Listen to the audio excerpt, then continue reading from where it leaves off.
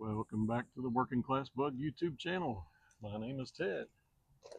Today we're going to talk about Super Beetles, what makes them so super. Production of the Volkswagen Beetle started in the late 30s in Germany, and there really wasn't very many changes to that model and that design for many years.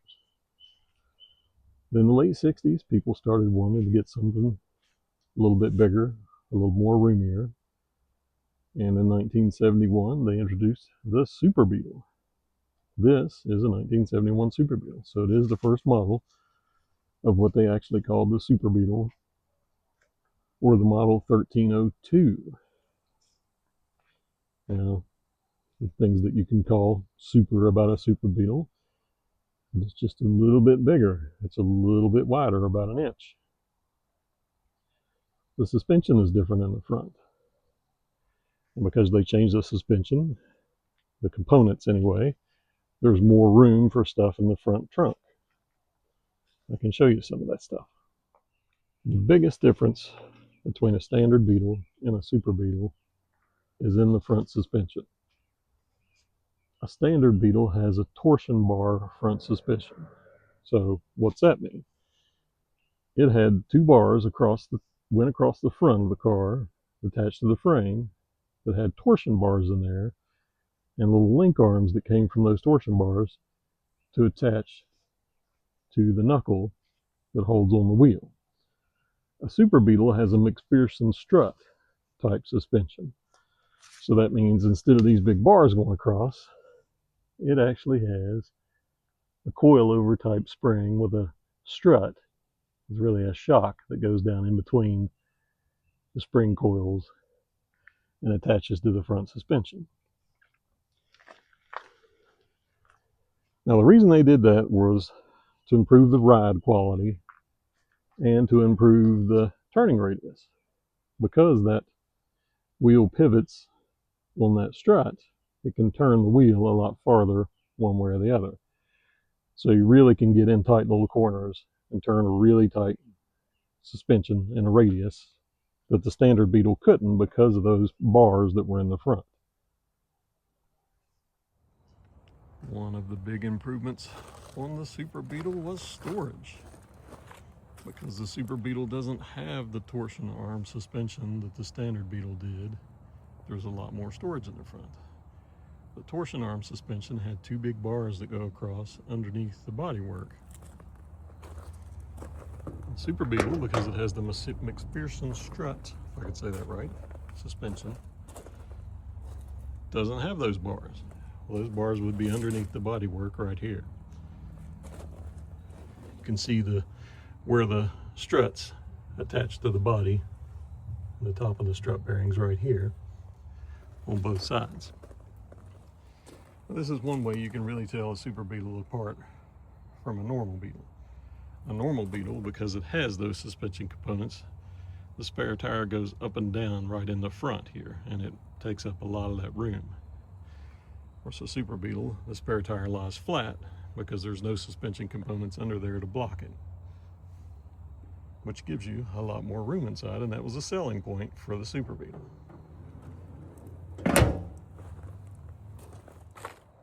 Like I said, the Super Beetle is a little wider.